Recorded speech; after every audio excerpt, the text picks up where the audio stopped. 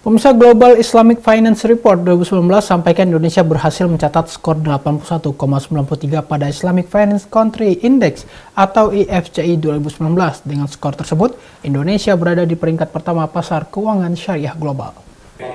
Indonesia berada di peringkat pertama dalam pasar keuangan syariah global dengan skor 81,93 rilis dari Islamic Finance Country Index 2019 setelah setahun sebelumnya berada di peringkat ke-6.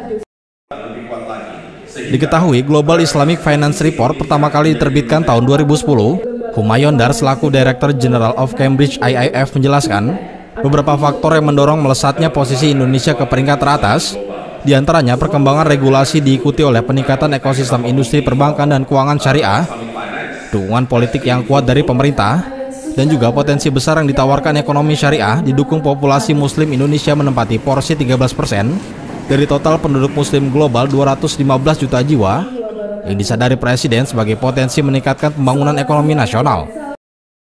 Komite Nasional Keuangan Syariah akan terus berinovasi dan mengenalkan kepada kaum milenial dengan mengikut sertakan dalam berbagai riset keuangan syariah dan produk syariah.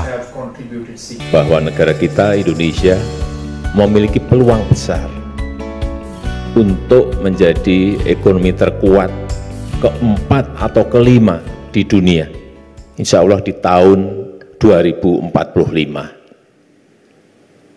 Tapi untuk menuju ke sana juga bukan barang yang mudah. Banyak tantangan, banyak persoalan besar yang harus kita selesaikan. Baik yang berkaitan dengan infrastruktur, kita tahu stok infrastruktur kita baru pada angka kurang lebih 43%.